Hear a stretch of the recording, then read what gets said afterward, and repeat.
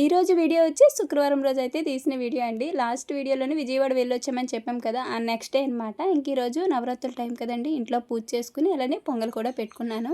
అదంతా కూడా ఈ వీడియోలో మీతో షేర్ చేసుకుంటా. ఇక్కడ పొద్దున్న లేవగానే ముందు ఫ్రెష్ అయిపోయి ఇక్కడైతే టిఫిన్ అయితే పెట్టేస్తున్నానండి.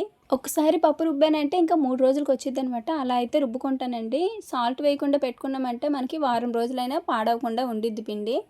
ఇక్కడ టిఫిన్ పెట్టేసిన తర్వాత చట్నీ అయితే ఇంట్లో శనగపిండి ఉంటే బొంబాయి చట్నీ అయితే చేసేసాను. నవరాత్రుల్లోనే చాలామంది కలసం పెట్టి పూజ చేసుకుంటారండి. కానీ మేమైతే అలా ఏమీ ఉండదు మాకు. మామూలుగా ఇంట్లో ఎప్పట్లో పూజ చేసినట్టే చేసుకుంటాం అనమాట. ఏమైనా పెడితే నైవేద్యాలు అవి చేసుకొని పెట్టుకుంటాము. చిన్నప్పుడు అయితే మాత్రం అసలు ఈ దసరా సెలవులు తప్ప ఈ నవరాత్రులు ఇవేవి తెలియదు అనమాట. అసలు దసరా సెలవులు ఎందుకు ఇస్తారంటే దసరా కాబట్టి ఇస్తారు అంతే. ఈ నవరాత్రులు ఉంటాయి 9 రోజులు అందుకని ఇస్తారని అస్సలు తెలియదు. ఎప్పుడు సెలవులు ఇస్తారా, ఎప్పుడు అమ్మమ్మ వాళ్ళ ఊరు వెళ్దామా, ఇదొక్కటే కదా అందరం కూడా. కానీ ఇప్పుడు ప్రతి ఒక్కరికి నవరాత్రులు అన్నీ కూడా తెలుస్తున్నాయి. అప్పట్లో పూజలు ఇలాంటివన్నీ కూడా చాలా తక్కువగా చేసేవారు.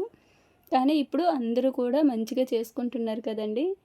అంతెందుకు పెళ్ళికి ముందు నేను కూడా ఈ నవరాత్రులు ఇవేమీ కూడా పెద్దగా చేసేదాన్ని కాదనమాట. పెళ్ళయిన తర్వాతనే ఇవన్నీ కూడా అలవాటు చేసుకున్నాను. ఎందుకంటే పెళ్ళికి ముందు ఉన్నట్టు పెళ్లి తర్వాత ఉంటే బాగోదు కదా. పెళ్ళయిన తర్వాత నేర్చుకోవాల్సినవి కొన్ని పనులుంటాయి. అవి మనము కష్టం అనుకోకుండా బాధ్యత అనుకుని నేర్చుకోవాలి.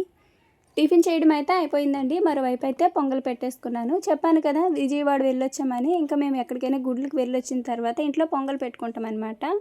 ఇక్కడేమో చిన్నదానికైతే టిఫిన్ పెట్టిచ్చేసాను. మా పెద్ద పాప ఏమో బయటికి వెళ్ళి ఆడుకుంటుంది. ఇంక ఇక్కడ గోంగూర అయితే పప్పు గోంగూర వండుదామని అయితే మా వారు తీసుకొచ్చారనమాట.